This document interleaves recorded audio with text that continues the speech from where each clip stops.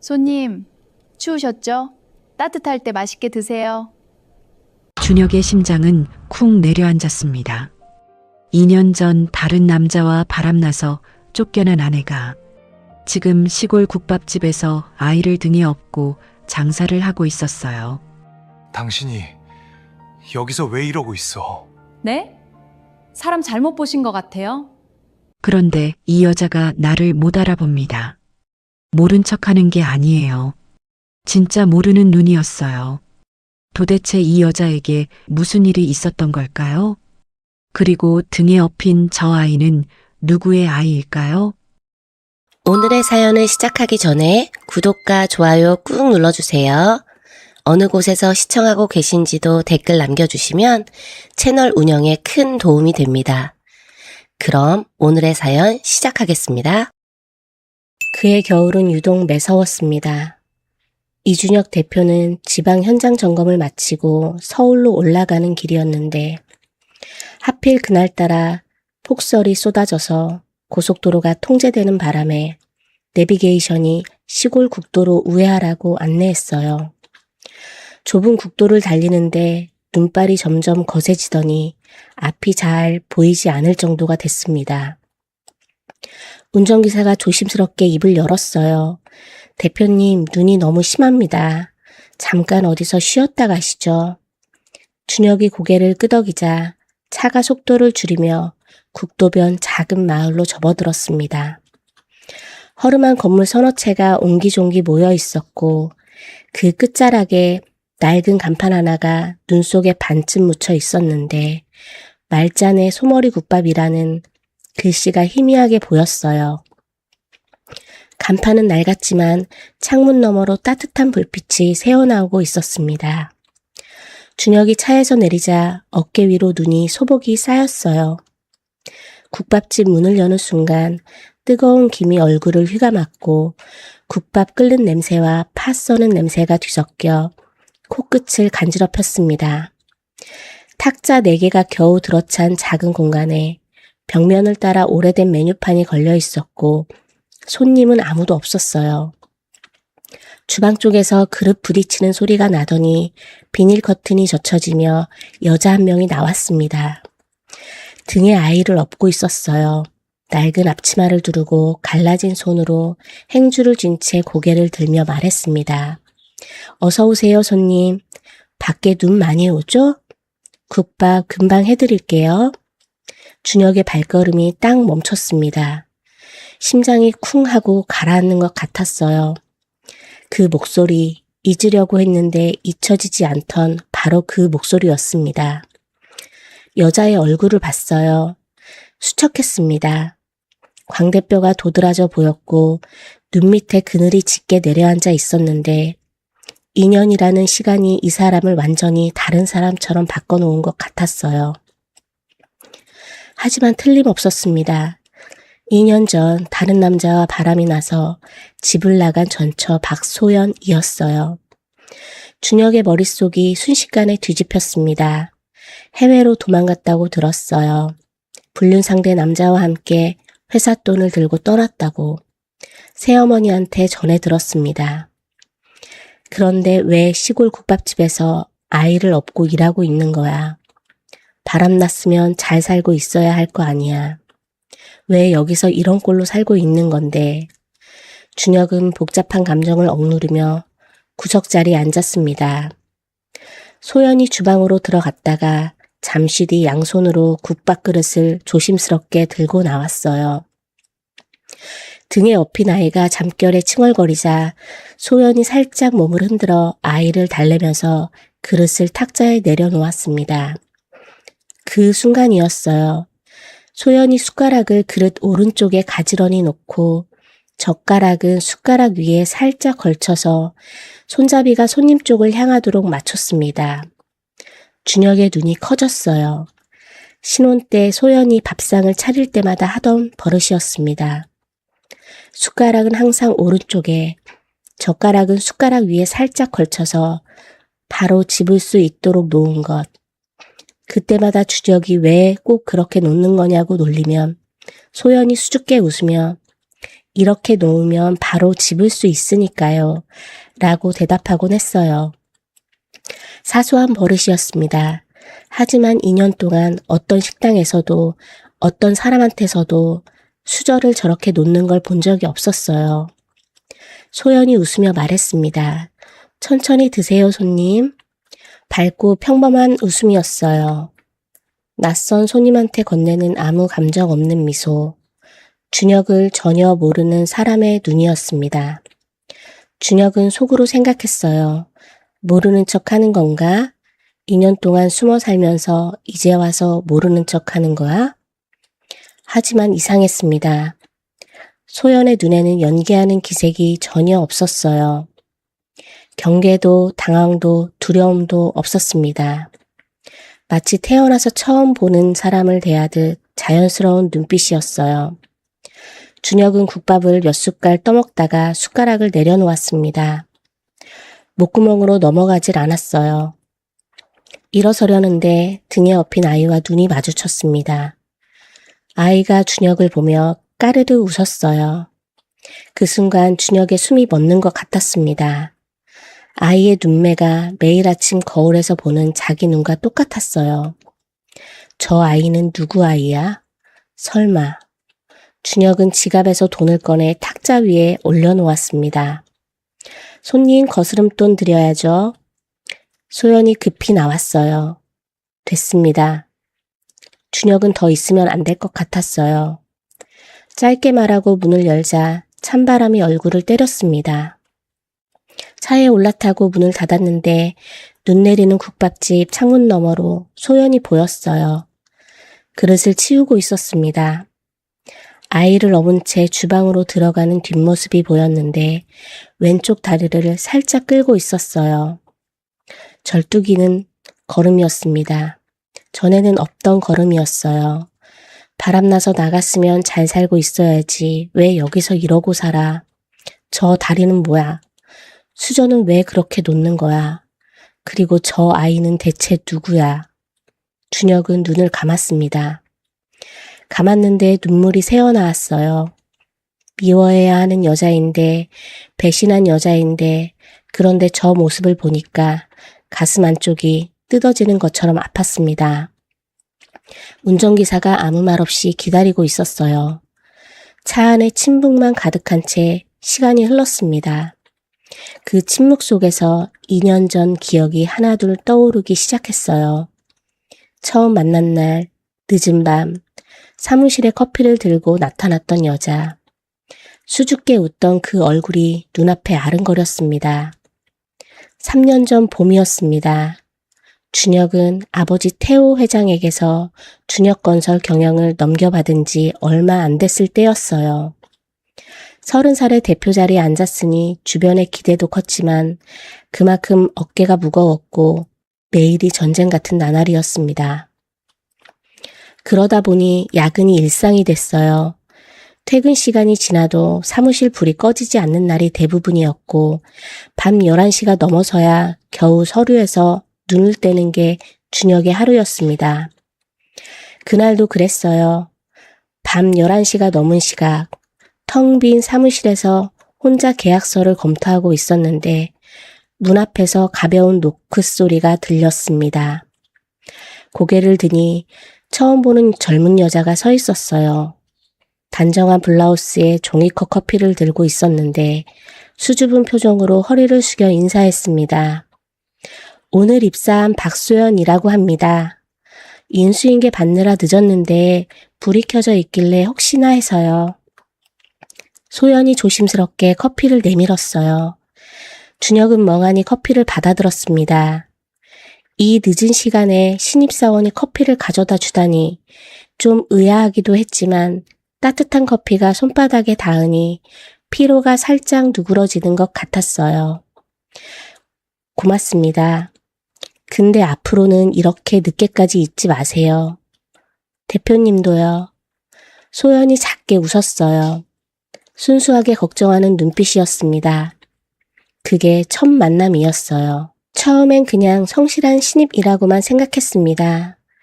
그런데 소연은 다른 직원들과 좀 달랐어요. 준혁이 야근할 때면 어김없이 책상 한쪽에 간식이 올려져 있었고 힘든 표정으로 회의실에서 나오는 날이면 포스트잇에 짧은 글귀가 모니터 옆에 붙어 있곤 했습니다. 오늘도 수고하셨습니다. 라는 단순한 한 줄이었는데 그게 묘하게 마음에 남았어요. 누가 시킨 것도 아니고 칭찬을 바란 것도 아닌 그냥 자연스럽게 흘러나오는 다정함이 소연이란 사람한테는 있었습니다. 어느 순간부터 준혁은 퇴근 시간이 되면 비서실 쪽을 먼저 보게 됐어요. 서류 이야기를 하다가 어느새 취미 이야기로, 가족 이야기로 번져갔고 소연이 웃을 때마다 준혁의 하루가 조금씩 가벼워지는 것 같았습니다. 어느 봄날이었어요. 준혁이 용기를 냈습니다. 소연 씨, 주말에 시간 있어요? 소연의 볼이 살짝 붉어지더니 고개를 끄덕였어요. 첫 데이트는 소연이 골랐습니다. 준혁은 당연히 레스토랑이나 카페를 생각했는데 소연이 데려간 곳은 재래시장이었어요. 좁은 골목을 나란히 걸으며 어묵도 먹고 호떡도 사 먹고 시장 한복판에 있는 작은 국밥집에 마주 앉았습니다. 소연이 준혁의 국밥에 된장을 반 숟갈 풀어 넣었어요.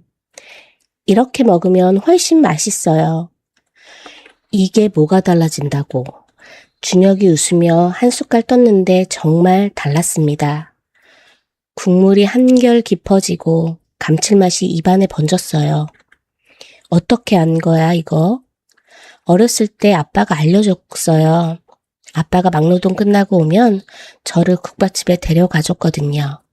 그때 아빠가 이렇게 넣어서 먹이는 걸 보고 배웠어요. 소연이 국밥을 호호 불며 한 입 떠먹었습니다. 국밥집이 제일 행복한 기억이에요.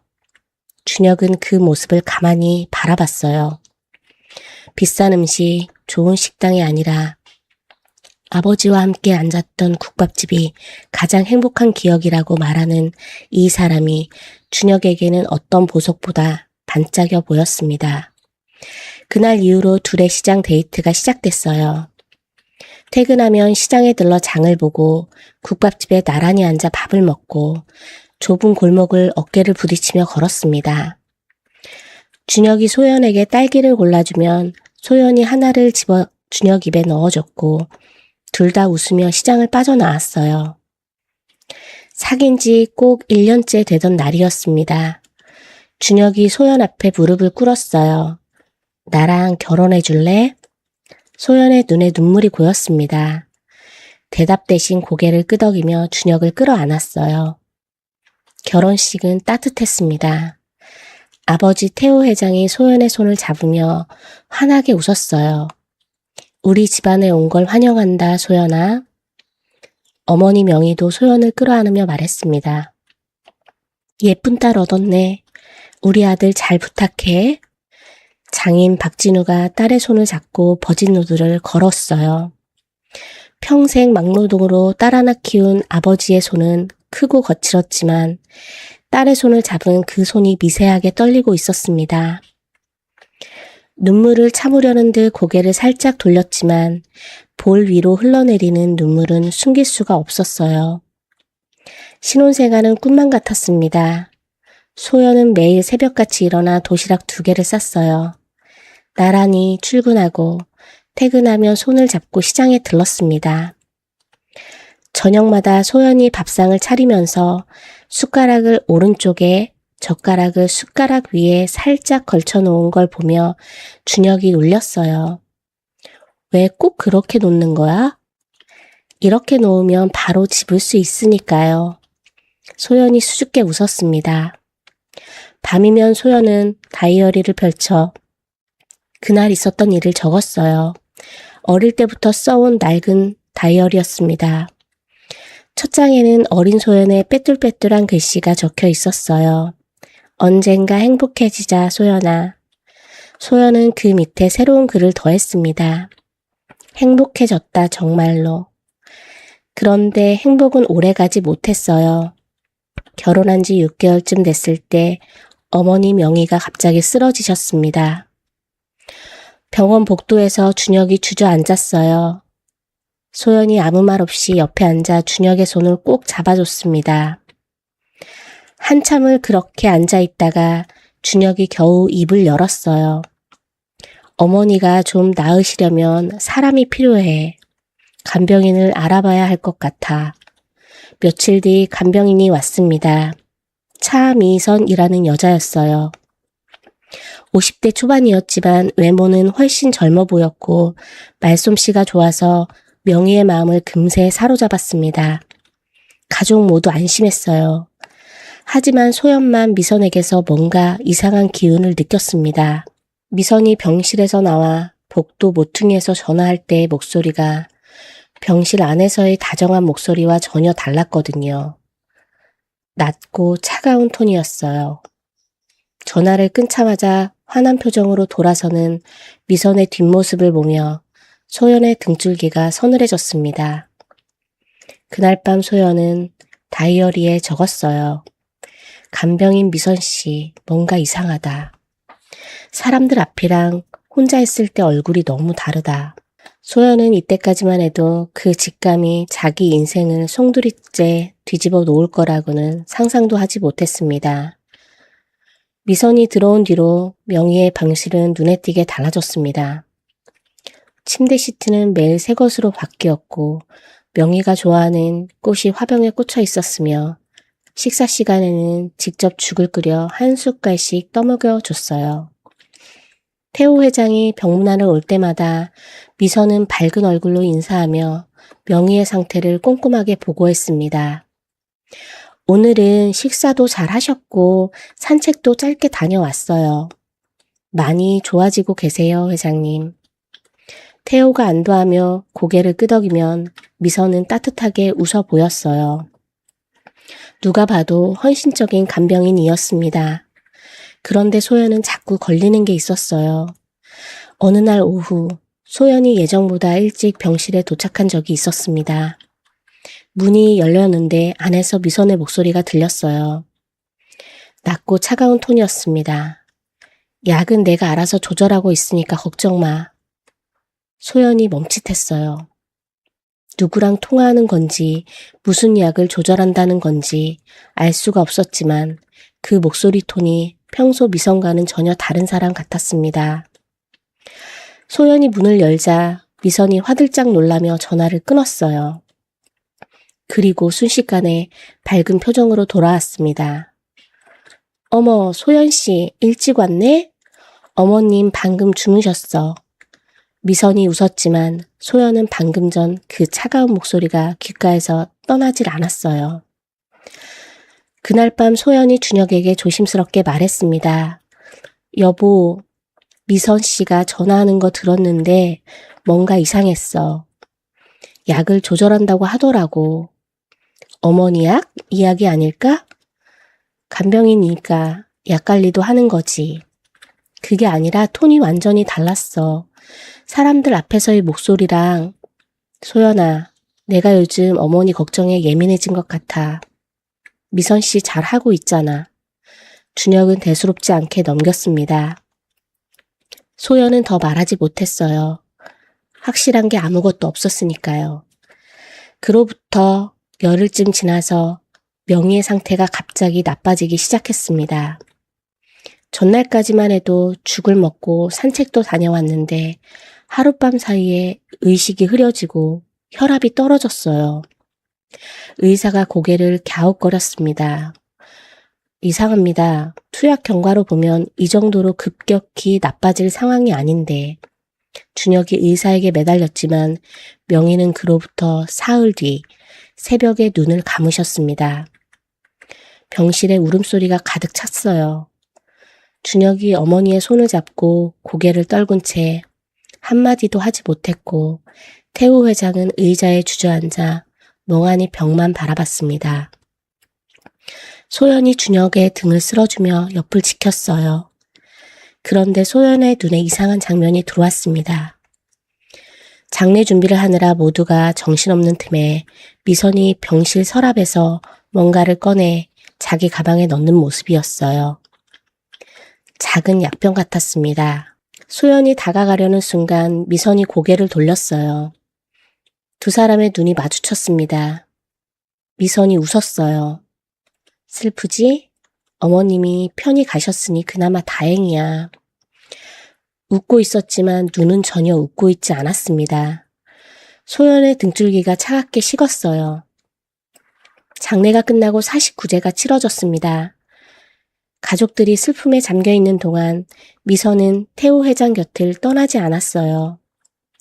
식사를 챙기고 약을 건네고 산책을 함께하며 태호의 빈자리를 조용히 채워나갔습니다. 그리고 49제가 끝난 직후 태호 회장이 가족을 모아놓고 말했어요. 미선 씨와 재혼하기로 했다. 준혁이 벌떡 일어났습니다. 아버지, 어머니 49제가 이제 막 끝났잖아요. 이게 무슨 말씀이세요? 미선 씨가 내 어머니를 마지막까지 헌신적으로 돌봐줬어. 그 고마움을 갚고 싶다. 고마움을 갚는 거랑 재혼은 다르잖아요. 준혁이 목소리를 높였지만 태호의 눈빛은 이미 굳어 있었어요. 소연은 옆에서 태호의 표정을 보며 이상하다고 느꼈습니다. 시아버지는 원래 이런 분이 아니었어요. 신중하고 깊이 생각하는 분이었는데 요즘 들어 판단이 빨라졌다기보다는 뭔가에 홀린 것처럼 보였습니다. 결국 태호의 뜻대로 재혼이 이루어졌어요. 미선이 이 집안의 안주인이 됐습니다. 달라진 건 그날부터였어요. 첫 가족 저녁 식사 자리에서 소연이 정성껏 차린 밥상을 미선이 한번 훑어봤습니다. 젓가락으로 반찬을 하나 집어 입에 넣더니 천천히 내려놓으며 말했어요. 시어머니 살아계실 때는 이런 반찬은 올리지도 않았을 텐데. 뭐 배운 적이 없으니 모르는 거겠지. 조용했지만 칼날 같은 한마디였습니다. 준혁이 숟가락을 탁 내려놓았어요. 어머니, 지금 무슨 말씀을 하시는 겁니까? 미선이 손을 내저으며 능글맞게 웃었습니다. 아이고, 농담이야, 농담. 왜 이렇게 예민해?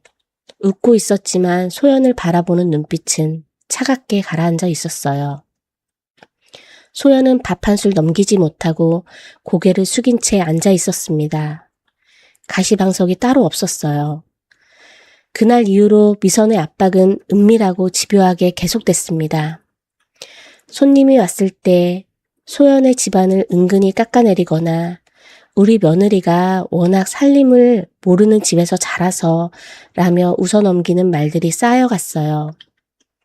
준혁 앞에서는 항상 다정한 새어머니였지만 둘만 있을 때의 미선은 전혀 다른 사람이었습니다. 그리고 미선에게는 또 하나의 얼굴이 있었어요. 어느 밤 태호 회장이 잠든 뒤 미선이 서재에서 전화를 걸었습니다. 상대는 준혁건설 경영지원실장 정태웅이었어요. 자금 이체 확인했어? 네, 이번 달도 깨끗하게 넘어갔습니다. 좋아. 그리고 회장님 약은 내가 계속 관리할 테니까 당신은 서류 쪽만 신경 써. 알겠습니다. 전화를 끊은 미선의 입꼬리가 올라갔어요. 차갑고 계산적인 미소였습니다. 미선과 태웅은 오래전부터 이어진 내연 관계였어요. 미선이 간병인으로 이 집안에 들어온 것도 태호에게 접근해 재혼한 것도 처음부터 계획된 일이었습니다. 둘의 목적은 하나였어요. 준혁건설의 돈. 미선이 안주인 자리를 차지하고 태웅이 재물을 관리하며 둘이 함께 비자금을 빼돌리는 구조를 만들어 놓은 겁니다. 페이퍼 컴퍼니를 세우고 허위 계약서를 만들고 태호 회장의 서명을 위조하여 매달 수억 원씩 빼돌리기 시작했어요. 그리고 태호 회장에게도 손을 댔습니다. 미선이 매일 챙기는 건강보조제 안에 미량의 약물이 섞여 있었어요. 한 번에 쓰러지는 게 아니라 서서히 판단력을 흐리게 만드는 종류의 것이었습니다. 태호는 점점 멍해지고 기억이 흐려지고 사소한 결정도 미선에게 의지하게 됐어요. 미선이 태웅에게 말했습니다. 회장은 내가 관리할 테니까 당신은 회사 돈에만 집중해. 며느리만 신경 안 쓰면 우리 앞에 막을 사람은 없어. 태웅이 고개를 끄덕였어요. 며느리가 좀 걱정이긴 합니다. 눈치가 빠른 편이라. 미선이 웃었습니다. 걱정 마. 저런 애는 내가 다룰 수 있어. 하지만 미선은 몰랐습니다. 소연이 이미 무언가를 눈치채고 시작했다는 걸요. 미선이 안주인이 된 뒤로도 소연은 태우 회장의 특별 비서 업무를 계속하고 있었습니다. 회장 일정을 관리하고 서류를 정리하고 회의를 준비하는 일이었어요. 미선의 따가운 눈총이 신경 쓰였지만 소연은 꾹 참고 맡은 일에 집중했습니다. 그런데 그날 오후 평소와 다른 일이 생겼어요. 내부 감사 자료를 정리하라는 지시가 내려온 겁니다. 소연은 회장실 캐비닛에서 서류 더미를 꺼내 한 장 한 장 넘기기 시작했어요. 계약서, 세금 관련 문서, 법인카드 사용 내역까지 수북하게 쌓인 서류들이었습니다. 처음에는 별다를 게 없었어요. 그런데 법인카드 사용 내역을 정리하다가 소연의 손이 멈췄습니다. 출처를 알 수 없는 금액들이 매달 빠져나가고 있었어요. 3억, 5억, 어떤 달은 10억이 넘는 돈이 한 번도 들어본 적 없는 회사 이름으로 이체되어 있었습니다. 소연의 눈이 가늘어졌어요.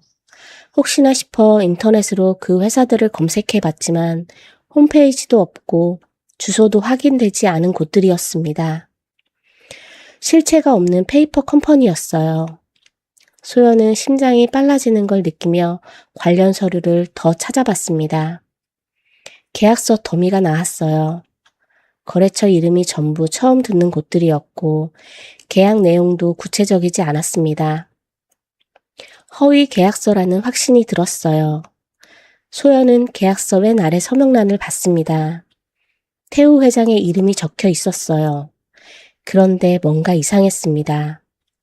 소연은 서랍에서 태우 회장이 직접 서명한 다른 서류들을 꺼내 나란히 놓고 비교해 봤어요. 시아버지의 진짜 서명은 끝 획이 위로 올라가는 습관이 있었는데 이 계약서들의 서명은 끝 획이 아래로 쳐져 있었습니다. 수십 장을 비교해 봤지만 분명히 달랐어요. 아버님 서명이 아니야. 소연의 손이 떨리기 시작했습니다. 누군가 태우 회장의 서명을 위조해서 회사 돈을 빼돌리고 있는 거였어요. 총액을 대충 합산해 보니 100억이 훌쩍 넘었습니다. 소연은 주위를 둘러봤어요. 아무도 없었습니다. 떨리는 손으로 USB를 꺼내 관련 파일들을 복사하기 시작했어요. 마우스를 잡은 손에 땀이 배어 미끄러졌지만 멈추지 않았습니다. 복사를 마친 소연은 USB를 주머니 깊숙이 넣고 자리를 정리했어요. 그리고 대학 시절 선배 중에 경찰 출신으로 필적감정 자격증을 딴 사람이 있었는데 그 선배에게 서류 사진을 보내 감정을 의뢰했습니다. 며칠 뒤 답변이 왔어요. 전화기 너머로 선배의 목소리가 심각하게 가라앉아 있었습니다. 소연아, 네가 보낸 서류 봤어. 이거 위조 확률 100%야. 필체가 아예 달라. 정말이야? 이건 범죄야. 경찰에 신고해야 해. 소연은 전화를 끊고 한참을 멍하니 앉아 있었어요. 머릿속이 복잡했습니다. 누가 이런 짓을 한 걸까? 시아버지 서명을 위조할 수 있는 사람이 회사 안에 누가 있을까? 비자금만으로도 충격이었는데 그로부터 며칠 뒤 소연은 더 큰 비밀을 목격하게 됩니다. 그날은 야근이 늦어진 밤이었어요. 서류 정리를 마치고 퇴근하려는데 회장 별실 쪽 복도에서 인기척이 났습니다. 시간은 밤 11시가 넘어 있었어요. 이 시간에 누가 별실에 있는 거지? 소연은 발소리를 죽이고 복도를 걸어갔습니다. 별실 문이 반쯤 열려 있었어요. 안에서 목소리가 새어나왔습니다. 소연이 문틈으로 안을 봤어요. 그리고 그 자리에서 얼어붙었습니다. 미선과 태웅이 포옹하고 있었어요. 업무 관계로 볼 수 없는 자세였습니다. 미선이 태웅의 어깨에 기대며 말했어요. 이번 달 자금 이체 확인했어? 네, 깨끗하게 처리했습니다. 이번에도 문제 없어요. 잘했어. 회장님 쪽은 내가 계속 관리하고 있으니까 당신은 서류만 신경 써. 미선이 웃었습니다. 사람들 앞에서 보여주던 품격 있는 사모님의 웃음이 아니었어요. 소연이 알던 미선의 얼굴이 아닌 완전히 다른 사람의 얼굴이었습니다. 소연의 심장이 미친 듯이 뛰었어요. 비자금을 빼돌린 게 이 두 사람이었구나. 시아버지 서명을 위조한 것도, 페이퍼 컴퍼니를 만든 것도 전부, 그리고 둘이 연인 사이라니. 소연은 떨리는 손으로 주머니에서 휴대폰을 꺼냈습니다. 카메라를 켜고 문틈 사이로 조심스럽게 촬영했어요. 두 사람이 포옹하고 있는 장면, 대화하는 장면을 찍고 녹음 버튼도 눌렀습니다. 심장이 터질 것 같았지만 꼭 참고 녹음을 계속했어요. 얼마나 지났을까? 별실 안에서 의자 끄는 소리가 나자 소연은 황급히 몸을 돌려 반대쪽 계단으로 내려갔습니다. 계단을 내려가는 동안 다리가 후들거려서 난간을 붙잡아야 했어요. 집에 돌아온 소연은 현관문을 닫고 한참을 벽에 기대 서 있었습니다. 숨을 고르려 했지만 가슴이 가라앉질 않았어요.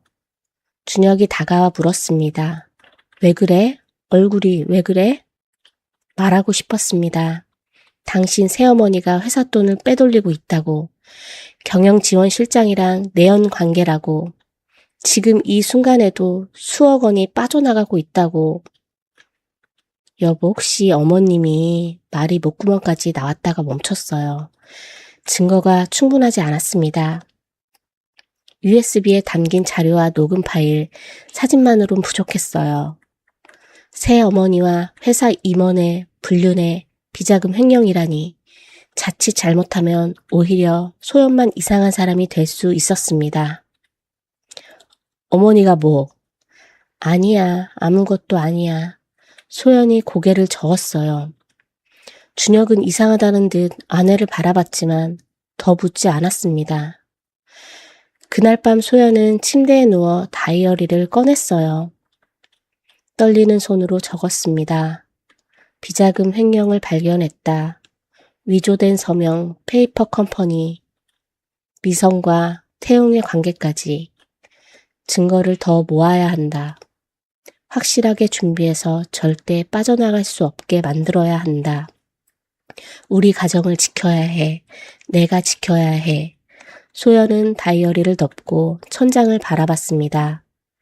무섭기도 하고 막막하기도 했지만 이대로 두면 안 된다는 확신이 가슴 안에서 단단하게 자리를 잡아가고 있었어요. 그런데 소연은 몰랐습니다. 회장실 천장 구석에 달린 CCTV가 소연이 USB에 파일을 복사하는 장면을 고스란히 찍어두고 있었다는 걸요. 그리고 별실 앞 복도에서 휴대폰을 들고 있던 모습까지. 그날 밤 태웅이 보안실에서 CCTV 영상을 확인하고 미선에게 전화를 걸었습니다. 사모님 보고 드릴 게 있습니다. 뭔데? 며느리가 회장실 컴퓨터에서 USB로 뭔가 복사했습니다. 그리고 어젯밤 별실 앞에서 휴대폰을 들고 있는 것도 찍혔어요. 전화기 너머로 침묵이 흘렀습니다. 그리고 미선의 목소리가 낮게 깔렸어요. 그래? 이제 끝내야겠네? 더 늦기 전에. 그날 밤 이후 시어머니 미선과 경영지원실장 태웅은 빠르게 움직이기 시작했습니다. 다음 날 아침 미선이 태웅을 자기 방으로 불러들이더니 문을 잠그고 블라인드까지 내렸어요. 며느리한테 다 뒤집어 씌워. 우리가 한 거 전부. 가능할까요? 가능하게 만들어. 그의 명의로 계좌 만들고 서명도 위조해. 네가 못할 게 뭐 있어. 태웅이 고개를 끄덕였습니다. 그날부터 조작이 시작됐어요. 먼저 횡령 누명이었습니다. 태웅은 소연 명의로 비밀 계좌를 개설하고 인감 도장을 복제하고 서명을 위조해서 회사 돈이 소연의 계좌로 흘러간 것처럼 서류를 꾸몄어요.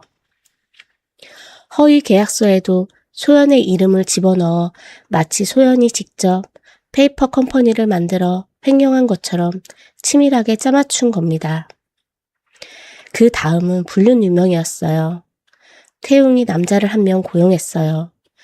소연이 며칠 전 산부인과에 임신 확인을 하러 간 날이었는데 그날 같은 건물에 그 남자를 보내 출입하게 만들었습니다. 건물 CCTV 영상을 편집해서 소연과 남자가 나란히 들어가는 것처럼 만들었고 호텔 로비 영상도 합성해서 소연이 그 남자와 호텔에서 만나는 것처럼 꾸몄어요. 거기에 소연의 휴대폰까지 손을 댔습니다. 소연이 잠든 사이에 태웅의 부하가 휴대폰을 몰래 가져가서 가짜 메신저 대화를 심어 놓았어요. 소연이 다른 남자와 연락을 주고받은 것처럼 만든 뒤 캡처를 해두고 원본 대화는 삭제한 겁니다. 그리고 소연의 USB도 빈 것으로 바꿔치기 했어요. 모든 준비가 끝나자 미선이 웃었습니다. 이 정도면 충분하겠지? 본인이 와도 빠져나갈 수 없을 겁니다. 며칠 뒤 회사 내부방에 익명의 글이 올라왔습니다. 회장님 특별비서 박소연, 횡령 및 불륜 의혹. 첨부된 건 소연 명의 비자금 계좌네요. 위조된 서류. 합성된 호텔 사진, 메신저 캡처였어요. 회사가 발칵 뒤집혔습니다. 직원들 사이에 수군거림이 퍼졌어요. 소연은 아무것도 모른 채 출근했다가 싸늘한 시선들과 마주쳤습니다. 평소에 인사하던 직원들이 고개를 돌렸고 복도에서 마주치면 눈을 피했어요. 뭔가 이상하다는 걸 느낀 순간 비서실에서 연락이 왔습니다. 박소연 씨, 긴급 이사회에 참석해 주세요. 이사회 회의실 문을 열자 이사들이 모두 자리에 앉아 있었어요. 정면에는 시어머니 미선이 앉아 있었습니다. 그리고 대형 스크린에 뭔가가 띄워져 있었어요. 소연 명의 비자금 계좌, 위조된 서명이 담긴 서류들, 호텔에서 남자와 만나는 합성사진, 메신저 캡처까지. 소연의 얼굴이 하얗게 질렸습니다. 이게 다 뭡니까? 소연의 목소리가 떨렸어요. 시어머니 미선이 차갑게 말했습니다. 네가 한 짓이잖아. 회사 돈 빼돌리고 남자까지 만나고. 저 계좌 제 거 아니에요. 저 사진도 합성이에요. 소연이 소리쳤지만 이사들의 표정은 냉담했어요. 서명이랑 인감이 일치하는데요. 계좌 개설 서류에 본인 신분증 사본도 있습니다. 소연은 가방에서 USB를 꺼냈습니다. 저도 증거가 있어요. 여기 다 담아뒀어요. 이거 보시면 진짜 누가 횡령했는지 알 수 있어요. 소연이 떨리는 손으로 회의실 컴퓨터에 USB를 꽂았어요. 파일이 열렸습니다. 그런데 소연의 얼굴이 하얗게 굳었어요. 텅 비어 있었습니다. 폴더를 하나하나 열어봤지만 아무것도 없었어요. 누군가 USB를 바꿔치기 한 겁니다. 뭐가 있다고요? 아무것도 없잖아. 시어머니 미선이 비웃었어요. 이사들이 수군거렸습니다. 그때 회의실 문이 열렸어요. 준혁이 들어왔습니다. 소연은 남편을 보자마자 달려갔어요. 준혁의 소매를 붙잡았습니다. 나 안 했어. 이거 전부 조작이야. 누가 USB를 바꿔치기 한 거야. 그리고 나 임신했어. 당신 아이야. 한 번만 믿어줘. 준혁은 아무 말 없이 스크린을 바라봤습니다. 사진, 계좌, 영상, 메신저 캡처. 어느 것 하나 빠져나갈 구멍이 없어 보이는 증거들이었어요. 정말 네가 안 한 거야? 준혁의 목소리가 낮게 가라앉아 있었습니다.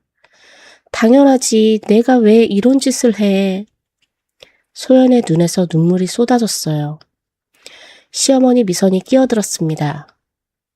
임신이라면서 그 남자 아이 아닐까? 검사라도 해볼까? 소연이 미선을 바라봤습니다. 미선의 눈이 웃고 있었어요. 입꼬리만 올라간 차갑고 계산된 웃음이었습니다. 그 순간 소연은 깨달았어요. 이 모든 게 이 여자가 꾸민 거라는 걸. 하지만 증거가 없었습니다. USB는 비어 있었고 녹음 파일과 사진은 휴대폰에 남아있지만 이 자리에서 꺼내봤자 아무도 믿어주지 않을 분위기였어요. 준혁이 소연에게서 시선을 걷었습니다. 그리고 입을 열었어요. 정리하겠습니다. 소연은 그 한마디를 듣고 무릎에서 힘이 빠졌습니다. 여보, 한 번만 믿어줘. 한 번만. 소연이 준혁의 소매를 붙잡았어요. 준혁이 그 손을 뿌리쳤습니다. 돌아보지 않았어요. 그 뒷모습이 회의실 문 너머로 사라지는 걸 소연은 바닥에 주저앉은 채 바라봤습니다. 회의실에 남은 사람들이 하나둘 자리에서 일어나 나갔어요. 시어머니 미선이 마지막으로 소연 옆을 지나가며 낮은 목소리로 말했습니다. 3일 안에 짐 싸서 나가. 소연은 대답할 수가 없었어요. 목소리가 나오지 않았습니다. 텅 빈 회의실 바닥에 앉아 소연은 한참을 울었습니다. 아무도 돌아보지 않았어요. 믿었던 남편마저 등을 돌린 순간이었습니다. 3일 일하는 시간은 잔인할 만큼 빠르게 지나갔습니다. 소연은 짐을 쌀 수가 없었어요. 싸고 싶지 않았습니다. 눈을 뜨면 남편이 웃으며 다가와서 다 오해였다고 미안하다고 말해줄 것 같았거든요. 하지만 준혁은 3일 동안 집에 들어오지 않았습니다. 전화도 받지 않았어요. 시어머니 미선은 대놓고 소연을 무시했습니다. 복도에서 마주쳐도 눈길조차 주지 않았고 가정부에게 소연의 방 앞에 빈 박스를 갖다 놓으라고 시켰어요. 마지막 날 밤이었습니다. 소연은 빈 거실에 혼자 앉아 있었어요. 불을 켜지 않았습니다. 창밖으로 빗줄기가 쏟아지고 있었고 빗소리만이 어둠 속에서 울리고 있었어요. 시어머니 미선이 현관 앞을 지나가다 말했습니다. 내일 아침까지 안 나가면 내가 알아서 처리할 거야. 발소리가 멀어졌어요. 소연은 대답하지 않았습니다. 한참을 그렇게 앉아 있다가 소연은 다이어리를 꺼냈어요. 어릴 때부터 써온 낡은 다이어리였습니다. 표지가 너덜너덜해져 있고 수백 번 열고 닫은 흔적으로 모서리가 둥글게 달아 있었어요. 소연은 마지막 페이지를 펼쳤습니다. 떨리는 손으로 볼펜을 잡았어요. 여보, 나 정말 안 했어. 그리고 우리 아기가 생겼어. 당신이 이거 볼 일은 없겠지만 그래도 적어둘게. 나는 당신밖에 없었어. 글씨가 중간부터 심하게 흔들렸습니다. 볼펜 자국이 종이를 뚫을 만큼 깊게 눌려 있었어요. 종이 위에 동그랗게 번진 자국이 여러 개 남았습니다. 소연은 다이어리를 덮고 표지 안쪽을 열었어요. 주머니에서 SD 카드를 꺼냈습니다. 며칠 전 원본 파일을 전부 복사해둔 카드였어요. 시어머니 미선과 경영지원실장 퇴근의 녹음 파일, 비자금 자료, 불륜 사진, 필적 감정 결과까지 전부 들어있었습니다. USB는 바꿔치기 당했지만 이건 소연이 혹시 몰라 따로 백업해둔 마지막 증거였어요. 소연은 SD카드를 다이어리 표지 안쪽에 테이프로 단단히 붙였습니다. 이게 마지막 희망이야. 가방에는 옷 몇 벌과 이 다이어리밖에 넣지 않았어요. 그게 전부였습니다. 현관문을 나서는 순간 몸이 휘청거렸어요. 속이 메스껍고 아랫배가 묵직하게 눌리는 느낌이 들었습니다. 스트레스 때문이라고 생각했어요. 밖으로 나서자 빗줄기가 얼굴을 때렸습니다. 우산도 없었어요. 소연은 비를 맞으며 걸었습니다. 아버지에게 전화를 걸었어요. 아빠, 나야. 나 지금 가고 있어. 전화 너머로 아버지 진우의 다급한 목소리가 들렸습니다. 이 밤에 무슨 일이야? 비 오는데 어떡해? 택시 타. 아빠가 나가서 기다릴게. 금방 갈게. 소연의 목소리가 갈라졌어요. 울고 싶었지만 참았습니다. 아버지 목소리를 들으니까 참아왔던 것들이 한꺼번에 올라오려 했지만 전화기 너머로 울음을 들려주고 싶지 않았어요. 전화를 끊고 소연은 국도를 걸었습니다. 큰 도로로 나가야 택시를 잡을 수 있었어요. 빗길이 미끄러웠습니다.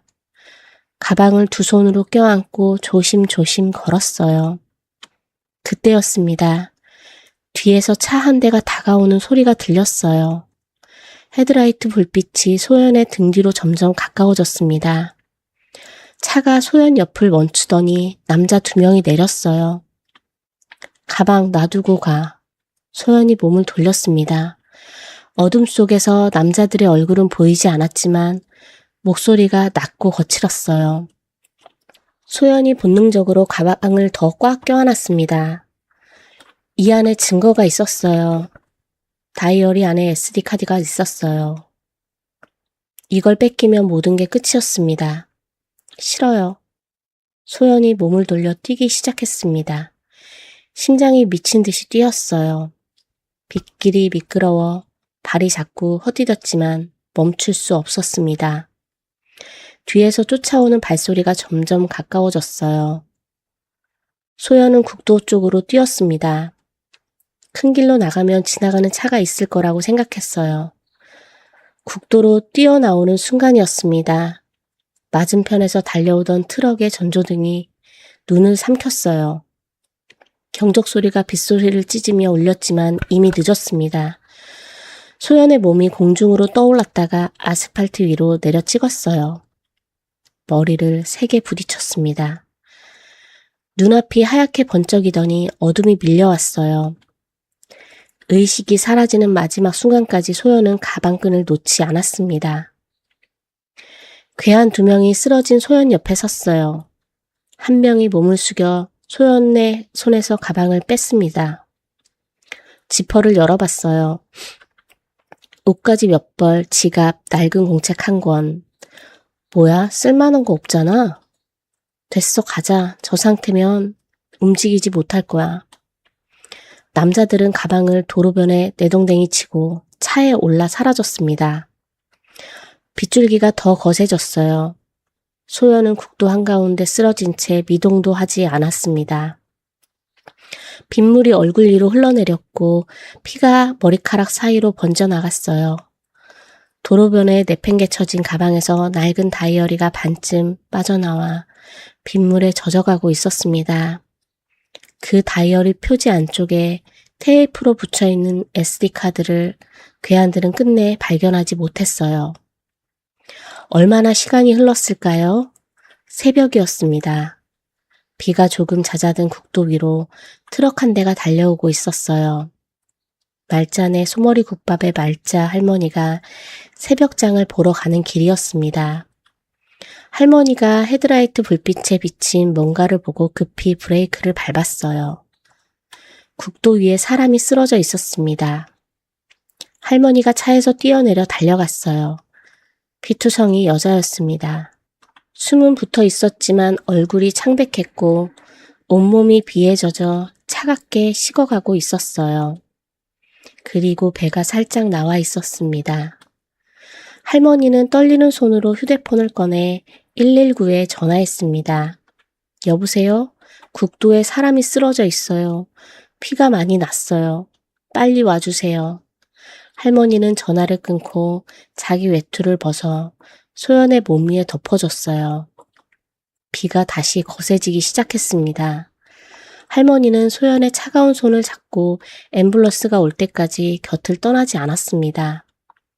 도로변에 내팽개쳐진 가방은 할머니가 주워서 함께 가져갔어요.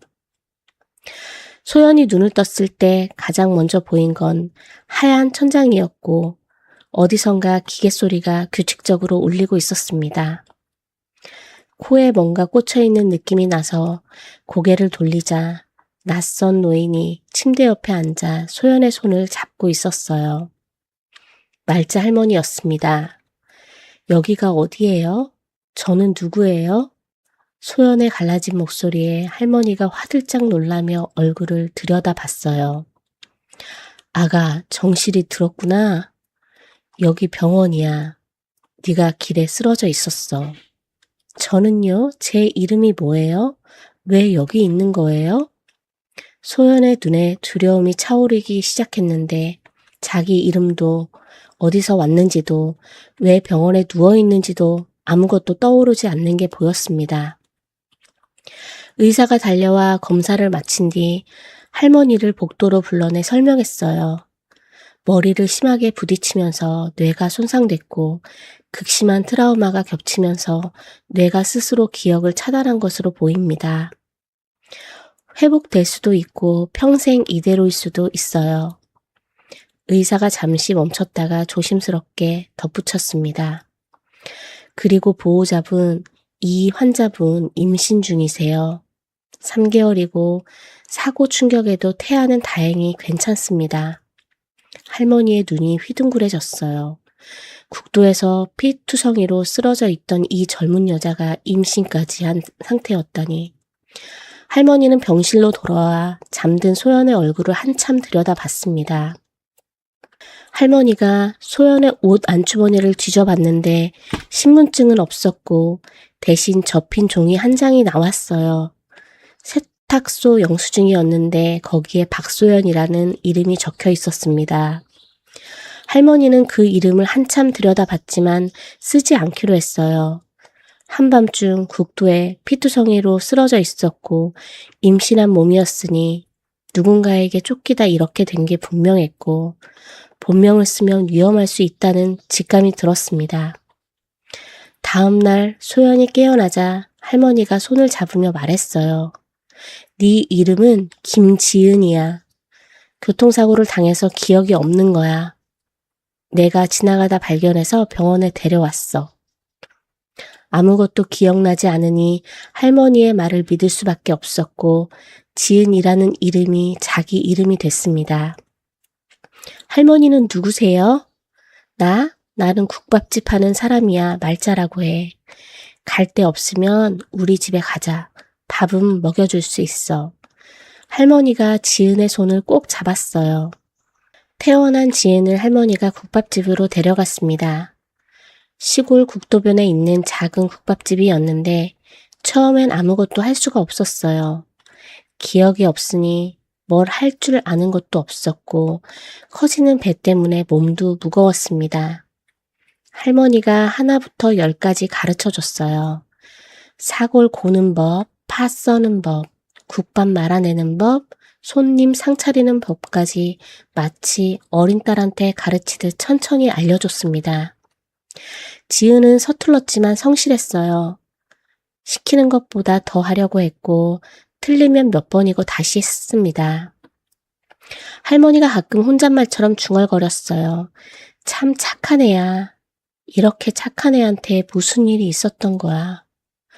달이 지나면서 지은의 배가 눈에 띄게 불러왔고 할머니가 읍내 산부인과에 데려가 검진을 받게 했습니다. 의사가 초음파를 보여주며 건강한 아이라고 말했는데 지은은 화면에 비친 작은 심장 소리를 들으며 이유 없이 눈물이 났어요. 왜 우는지 자신도 몰랐지만 이 아이만은 놓으면 안 된다는 생각이 온몸에 번졌습니다. 7개월 만에 아이가 태어났어요. 미숙아였습니다. 작은 몸이 인큐베이터 안에 누워 있었고 지은은 유리창 너머로 아이를 바라보며 두 손을 모았어요. 며칠 뒤 아이가 인큐베이터에서 나와 처음으로 지은의 품에 안겼을 때 작고 가벼운 몸이 가슴 위에 놓이는 순간 지은은 소리 없이 울었습니다. 왜 이렇게 가슴이 아픈 건지, 왜 이 아이를 안으면 세상 전부를 아는 것 같은 건지 알 수 없었지만 한참을 놓지 않았어요. 그 뒤로 2년이 흘렀습니다. 지은은 매일 새벽 4시에 일어나 할머니 옆에서 소머리 국밥 육수 끓이는 걸 도왔어요. 처음엔 사골 고는 불 조절도 못했던 지은이 2년이 지나자 혼자서 육수를 내리고 국밥을 말아내고 손님상을 차릴 수 있게 됐습니다. 아이를 등에 업고 국밥을 날랐고 무거운 가스통도 혼자 옮겼고 장을 보러 읍내까지 걸어갔다가 짐을 지고 돌아왔어요. 아이가 밤에 열이 나면 업고 뛰어서 읍내 병원까지 갔는데 미숙아로 태어난 아이라 몸이 약해서 약값이 만만치 않았지만 지은은 한 번도 힘들다는 소리를 하지 않았습니다.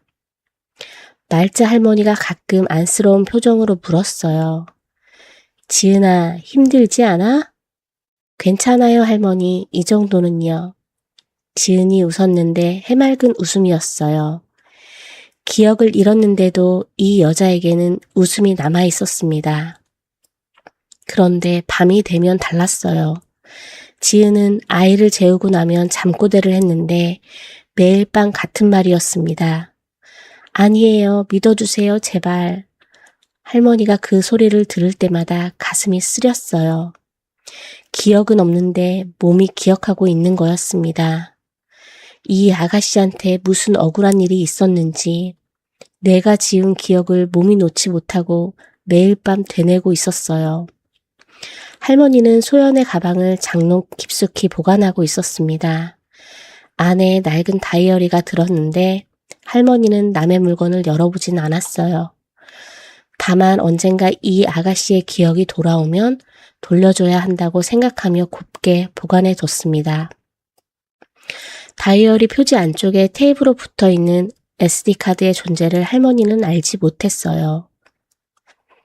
한편 서울에서는 전혀 다른 이야기가 흘러가고 있었습니다. 소연이 쫓겨나고 며칠 뒤 시어머니 미선이 준혁에게 말했어요. 소연이가 그 남자랑 해외로 떠났다더라.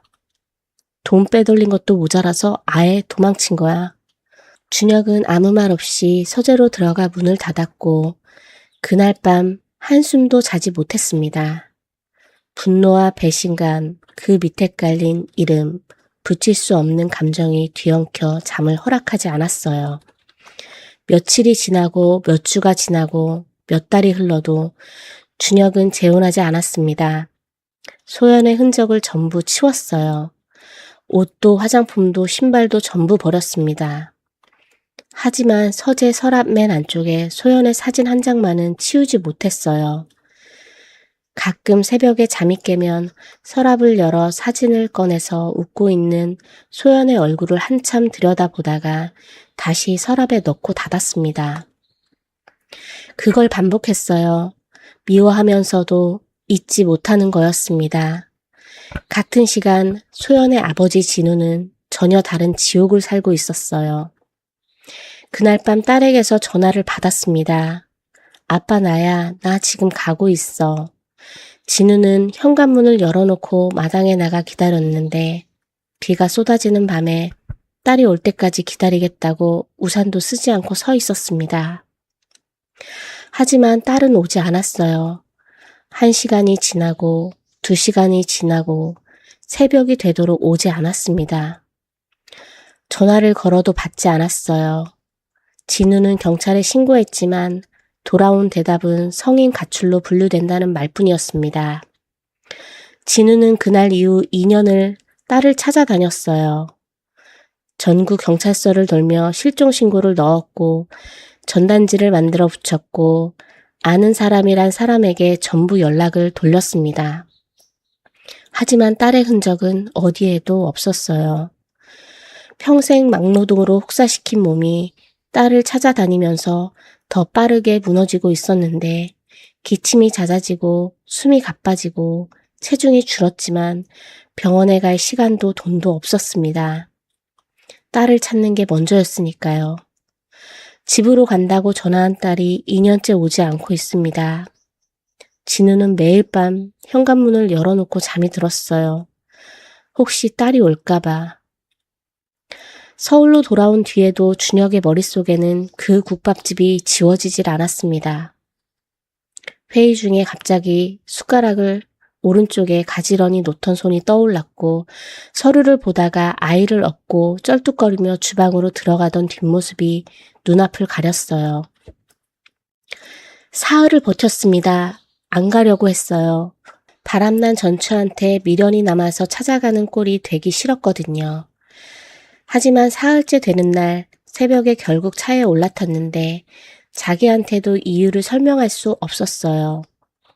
바람났으면 잘 살고 있어야 할 여자가 왜 시골 국밥집에서 저러고 사는 건지, 나를 진짜 모르는 건지, 저 아이는 대체 누구 아이인지, 그걸 확인하지 않으면 안 될 것 같았습니다. 국밥집에 도착해서 며칠 전처럼 구석자리에 앉았어요. 지은이 주방에서 나와 국밥을 내려놓으며 말했습니다. 손님 또 오셨네요. 또 오셨네요. 라는 말에 준혁의 가슴이 뜨끔했는데 지은의 눈에는 이번에도 아무런 인식이 없었어요. 단골 손님이 다시 왔다는 뜻일 뿐이었습니다. 그날 이후 준혁은 이틀에 한 번꼴로 국밥집을 찾았어요. 서울에서 2시간 넘게 차를 타고 와서 국밥 한 그릇 먹고 돌아가는 게 반복됐고 운전기사는 의아했지만 묻지 않았습니다. 처음엔 확인하러 간 거였어요. 바람난 여자가 왜 저러고 사나? 진짜 나를 모르는 건가?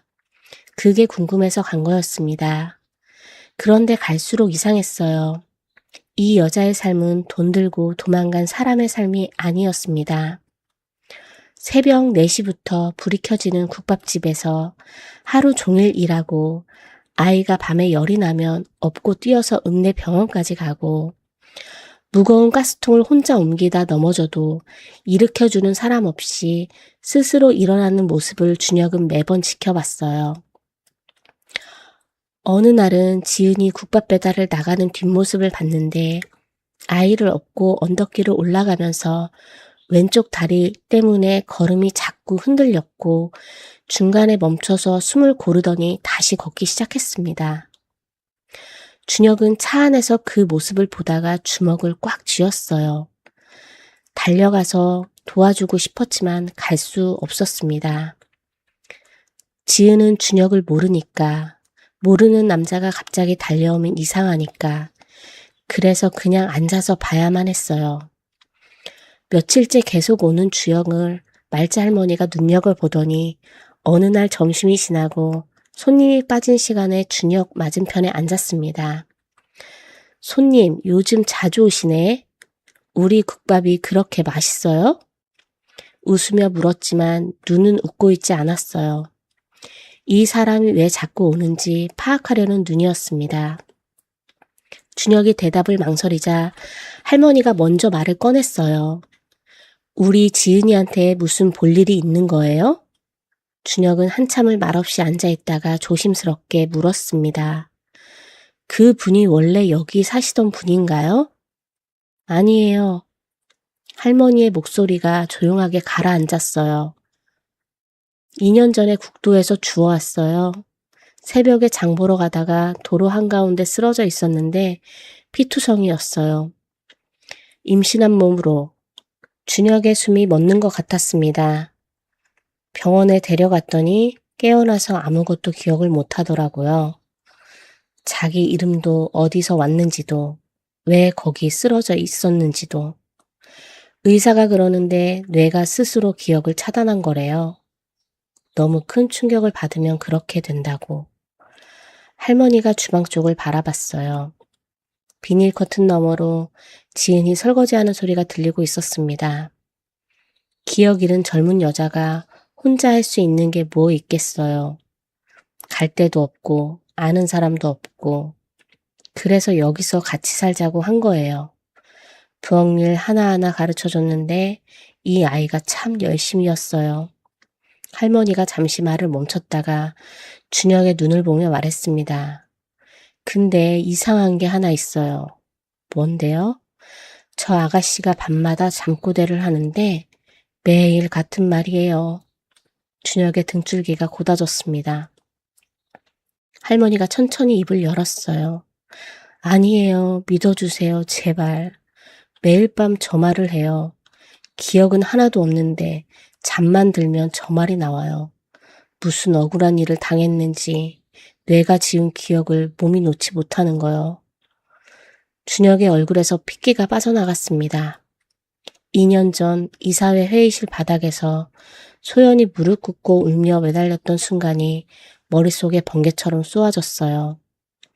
나 안 했어. 믿어주세요. 제발. 그때 준혁은 그 손을 뿌리치고 돌아섰습니다. 돌아보지 않았어요. 그런데 소연은 2년 동안 그 말을 매일 밤 되뇌고 있었던 거였습니다. 기억은 전부 잃었는데 그 순간의 절규만은 내가 지우지 못하고 매일 밤 입 밖으로 흘러나오고 있었어요.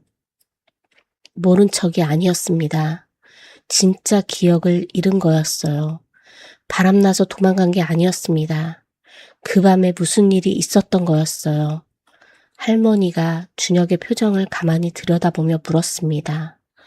손님, 혹시 우리 지은이가 누군지 알아요? 준혁은 대답하지 못했어요. 입을 열면 눈물이 터질 것 같았습니다.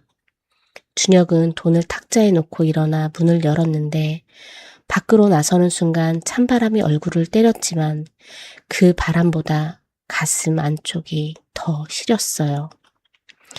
차에 올라타고 문을 닫자 운전기사가 물었습니다. 출발할까요, 대표님? 준혁은 대답하지 못했어요. 고개를 숙인 채 두 손으로 얼굴을 감싸더니 어깨가 떨리기 시작했습니다. 차 안에 준혁의 흐느끼는 소리만 가득 찼습니다. 그날 밤 준혁은 한숨도 자지 못하고 서재에 앉아 있었습니다. 말자 할머니에게 들은 이야기가 머릿속을 빙빙 돌았어요. 2년 전 국도에서 피투성이로 쓰러져 있었다. 임신한 몸이었다. 깨어나서 아무것도 기억을 못한다. 밤마다 잠꼬대를 한다. 아니에요. 믿어주세요. 제발. 준혁은 서재의 서랍을 열었습니다. 맨 안쪽에 넣어둔 소연의 사진을 꺼내서 한참을 들여다봤어요. 사진 속 소연은 환하게 웃고 있었는데 국밥집에서 본 소연은 그 웃음에 그림자조차 남아있지 않았습니다. 바람나서 해외로 도망갔다는 말을 믿었어요. 새어머니가 그렇게 말했고 증거가 그걸 뒷받침해줬으니까요. 그런데 해외로 도망간 여자가 왜 시골, 국도에서 피투성이로 쓰러져 있었던 건지, 왜 기억을 잃어야 했는지, 그 밤에 대체 무슨 일이 있었던 건지 아무것도 설명이 되질 않았습니다. 다음 날 아침, 준혁은 대학 동기이자 변호사인 친구에게 전화를 걸었어요. 급하게 부탁할 게 있어. 2년 전 교통사고 기록을 하나 찾아줘야 해. 날짜는 소연이 쫓겨난 바로 그날이었고 장소는 말자 할머니가 말한 국도 근처였습니다. 사흘 뒤 변호사 친구에게서 연락이 왔어요. 찾았어. 2년 전 그날 밤 해당 국도에서 교통사고 기록이 하나 있는데 피해자가 신혼미상 여성이야. 임산부였고 뇌손상으로 기억상실 진단을 받았어. 준혁은 전화기를 쥔 손에 힘이 풀리는 걸 느꼈습니다. 사고 날짜가 정확히 언제야? 친구가 날짜를 읽어줬어요. 소연이 이혼 서류에 서명하고 집에서 쫓겨난 바로 그 밤이었습니다. 준혁의 머릿속에서 퍼즐 조각이 하나씩 맞춰지기 시작했어요. 소연은 해외로 도망간 게 아니었습니다. 그 밤에 집에서 쫓겨나 어디론가 가다가 사고를 당한 거였어요. 임신한 몸으로. 그리고 기억을 잃었습니다. 준혁은 친구에게 한 가지 더 부탁했어요. 소연이 아버지 박진우 씨 현재 주소 좀 찾아줘. 이틀 뒤 주소를 받아든 준혁은 직접 차를 타고 찾아갔습니다. 서울 외곽 작은 마을에 있는 낡은 원룸이었어요.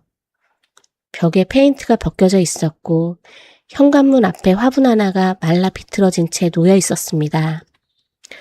초인종을 눌렀어요. 한참 뒤에 문이 열렸습니다. 수척한 노인이 서 있었어요.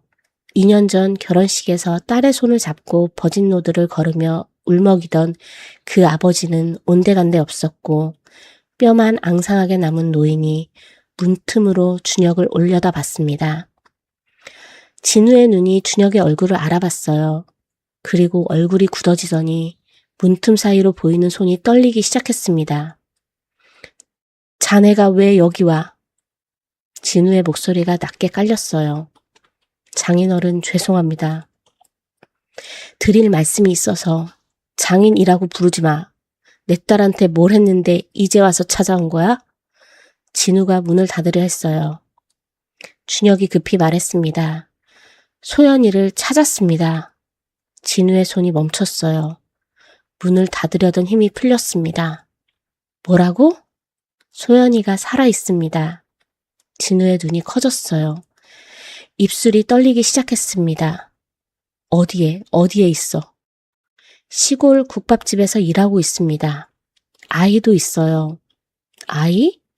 진우의 다리에서 힘이 빠지는 게 보였어요. 문틈을 잡고 겨우 서 있었습니다. 준혁이 진우를 부축해 안으로 들어갔어요. 좁은 원룸이었는데 벽에 종이가 빼곡하게 붙어 있었습니다. 실종 전단지였어요. 소연의 사진이 인쇄된 전단지가 벽 한쪽을 가득 채우고 있었고 전국 경찰서에 넣은 실종신고 접수층이 파일에 두껍게 쌓여가고 있었습니다.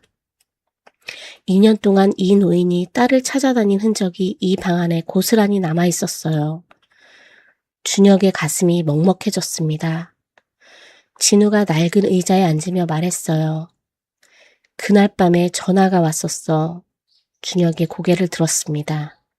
우리 소연이한테서 아빠 나야, 나 지금 가고 있어. 울면서 그러더라고. 비 오는 밤에. 진우의 목소리가 떨렸어요. 마당에 나가서 기다렸어. 우산도 안 쓰고 1시간, 2시간 새벽이 다 되도록 기다렸는데 안 왔어. 진우가 고개를 떨궜습니다. 전화를 걸어도 안 받았어. 그 뒤로 2년이야. 경찰은 가출이래. 내 딸이 가출을 해? 어딜 가출을 해? 진우가 고개를 들어 준혁을 봤어요. 내가 이 꼴로 2년을 찾아다녔어. 전국을 돌아다녔어. 못 찾았어. 눈에 눈물이 고여 있었습니다. 근데 자네가 찾았다고? 준혁은 고개를 끄덕이며 말했어요. 하지만 소연이가 기억을 잃었습니다. 장인어른도 저도 모릅니다. 자기 이름조차 모르는 상태예요. 진우의 얼굴이 일그러졌어요. 기억을 잃었다고? 우리 소연이가? 2년 전 그 밤에 사고를 당했습니다. 그때 머리를 다쳐서 모든 기억을 잃었어요. 진우는 한참을 아무 말 없이 앉아 있었습니다. 주먹 쥔 손이 무릎 위에서 떨리고 있었어요. 데려가줘. 우리 딸한테 데려가줘. 준혁은 진우를 차에 태웠습니다. 2시간을 달려 국밥집에 도착한 건 저녁 무렵이었어요. 국밥집 안에 불빛이 켜져 있었고 창문 너머로 지은이 아이를 업고 탁자를 닦는 모습이 보였습니다. 진우가 차에서 내리며 그 모습을 봤어요. 다리에 힘이 풀렸습니다. 준혁이 부축하려 했지만 진우가 손을 뿌리쳤어요. 혼자 걷겠다는 듯 비틀거리며 국밥집 문을 열었습니다. 지은이 고개를 들었어요. 어서 오세요, 손님. 진우가 한 걸음 다가갔습니다. 소연아. 지은이 고개를 갸웃거렸어요. 네, 손님? 저한테 하신 말씀이세요? 소연아, 아빠야. 나 아빠야. 진우가 떨리는 목소리로 말했습니다. 지은의 표정이 당황으로 바뀌었어요. 손님, 사람 잘못 보신 것 같아요. 저는 김지은이에요. 진우의 무릎이 꺾였습니다. 국밥집 바닥에 주저앉았어요. 딸이 살아 있었습니다. 2년을 찾아 헤매던 딸이 눈앞에 있었어요. 그런데 아버지를 몰랐습니다. 아빠라고 불러도 낯선 사람을 보는 눈이었어요. 진우가 두 손으로 얼굴을 감쌌습니다. 어깨가 크게 떨렸어요. 소리가 터져 나왔는데 울음인지 비명인지 알 수 없는 소리가 국밥집 안을 가득 채웠습니다. 지은은 놀라서 뒤로 물러섰고 등에 업힌 아이가 깜짝 놀라 울음을 터뜨렸어요. 말자 할머니가 주방에서 뛰어나왔습니다. 이게 무슨 일이야? 준혁이 할머니에게 다가가 조용히 말했어요. 할머니, 이분이 지은이 아버지예요. 진짜 아버지요. 할머니의 표정이 굳어졌습니다. 바닥에 주저앉은 진우를 내려다봤어요. 2년 동안 딸을 찾아다녔는데 여기 있었다는 걸 오늘 알았습니다. 준혁의 목소리도 떨리고 있었어요. 할머니가 진우 옆에 쪼그려 앉아 등을 쓸어줬습니다. 어르신 울지 마세요. 지은이가 무서워해요. 진우가 고개를 들어 딸을 봤어요. 지은은 겁먹은 표정으로 아이를 꼭 안고 벽 쪽에 서 있었습니다. 진우가 눈물을 닦으며 억지로 웃어 보였어요. 미안해, 놀랐지? 아저씨가 좀 이상하지? 지은이 조심스럽게 고개를 끄덕였습니다. 괜찮아, 괜찮아. 아저씨는 그냥 지나가던 사람이야. 진우가 웃으며 말했지만 목소리가 계속 갈라졌어요. 입꼬리가 올라가는데 눈에서는 눈물이 멈추지 않았습니다. 딸 앞에서 아버지라고 말하지 못하는 아버지의 얼굴이었어요. 말자 할머니가 진우에게 따뜻한 국밥을 한 그릇 내왔습니다. 진우가 숟가락을 들었는데 손이 떨려서 국물을 제대로 뜰 수가 없었어요. 지은이 그 모습을 보더니 조심스럽게 다가와 물수건을 내밀었습니다. 어르신, 손 좀 닦으세요. 진우가 물수건을 받아들며 지은의 손을 봤어요.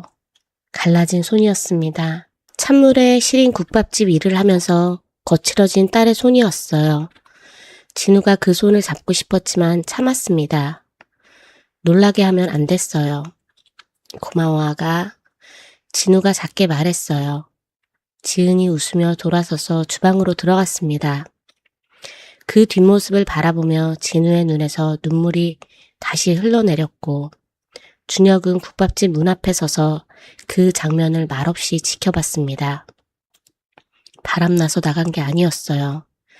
그 밤에 아버지한테 가다가 사고를 당한 거였습니다.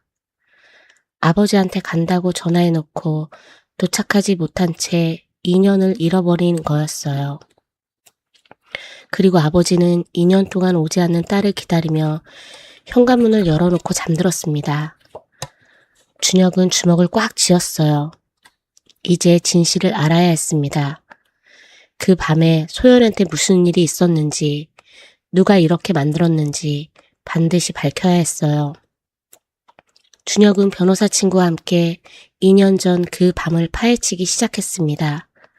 먼저 교통사고가 난 국도 주변 CCTV를 확보했는데 사고 직전 소연을 뒤쫓는 검은 차량 한 대가 찍혀 있었어요. 차량 번호를 추적하자 경영지원실장 태훈 명의의 법인 차량이었습니다. 그 다음은 2년 전 이사회에서 공개됐던 증거들을 하나하나 뜯어봤어요. 호텔 합성 영상의 원본을 복구하자 편집 흔적이 선명하게 드러났고 영상 속 남자의 신원을 추적하니 태웅이 고용한 배우였습니다. 소연 명의 비자금 계좌는 개설 당일 소연의 출입 기록을 확인해 보니 그 시간에 소연은 회사에서 근무하고 있었어요. 본인이 직접 개설할 수 없는 계좌였던 겁니다. 소연 핸드폰의 포렌식 분석에서는 가짜 메신저 대화를 심어놓은 흔적이 고스란히 남아 있었어요. 불륜도 횡령도 처음부터 끝까지 전부 조작이었습니다. 그리고 변호사 친구가 더 깊게 파고들었어요. 준혁의 친어머니 강명희 사망 당시 병원 기록을 입수했는데 사망 직전 혈중 약물 농도가 처방의 3배였습니다. 당시 간병인은 차미선이었어요. 아버지 태호 회장의 최근 건강검진 기록에서도 미량의 약물이 지속적으로 검출되고 있었습니다. 준혁의 손이 떨렸어요. 시어머니 미선이 친어머니를 죽이고 아버지를 병들게 하고 아내에게 누명을 씌우고 자기한테 거짓말을 해왔던 겁니다. 모든 증거가 모였어요. 하지만 한 가지가 더 남아 있었습니다. 준혁은 말자 할머니를 찾아가 소연의 가방을 받았어요. 할머니가 2년간 장록 깊숙이 보관해뒀던 그 가방이었습니다. 지퍼를 열자 옷가지 몇 벌 사이로 낡은 다이어리가 보였어요. 표지가 너덜너덜했고 모서리가 수백 번 열고 닫은 흔적으로 둥글게 달아 있었습니다. 준혁은 떨리는 손으로 첫 장을 펼쳤어요. 삐뚤빼뚤한 어린아이 글씨가 눈에 들어왔습니다. 언젠간 행복해지자 소연아. 어린 시절 소연이 자기 자신한테 쓴 문장이었어요. 준혁은 페이지를 넘겼습니다. 결혼 후 소연이 적은 일기들이 이어졌어요. 오늘도 행복했다. 내일도 행복할 것 같다. 이 사람과 함께라면. 시장에서 국밥 먹으며 웃었던 날, 도시락 2개를 싸며 콧노래를 불렀던 아침, 밤마다 남편 옆에서 다이어리를 쓰며 하루를 마무리했던 날들이 한 장 한 장 적혀 있었습니다. 그러다 글씨가 달라지기 시작했어요. 비자금을 발견한 날의 일기는 글씨가 떨리고 있었고, 시어머니와 태웅의 분류를 목격한 날은 볼펜 자국이 종이에 깊게 패여 있었습니다. 마지막 페이지에서 준혁의 손이 멈췄어요. 여보, 나 정말 안 했어. 그리고 우리 아기가 생겼어. 당신이 이거 볼 일은 없겠지만 그래도 적어둘게. 나는 당신밖에 없었어. 글씨가 중간부터 심하게 흔들렸고 종이 위에 동그랗게 번진 자국이 여러 개 남아 있었습니다. 소연이 울면서 쓴 거였어요. 쫓겨나던 마지막 밤, 아무도 믿어주지 않는 세상에서 유일하게 남은 이 다이어리에 마지막 말을 남긴 거였습니다. 준혁은 다이어리를 아는 채 고개를 떨궜어요. 소리가 새어나오지 않게 입을 꽉 다물었지만 어깨가 크게 흔들렸습니다. 한참을 그렇게 울다가 다이어리를 내려놓으려는데 표지 안쪽에서 뭔가가 떨어졌어요. 테이프로 붙여있던 SD 카드였습니다. 준혁은 SD 카드를 집어들었어요.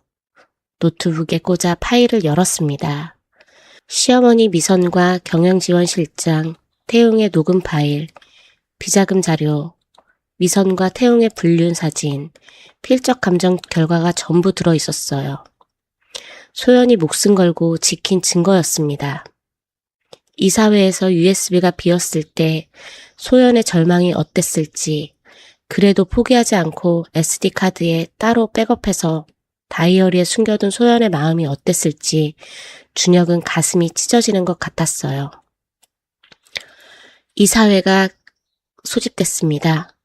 준혁이 회의실에 들어서자 정면에 시어머니 미선이 앉아 있었어요.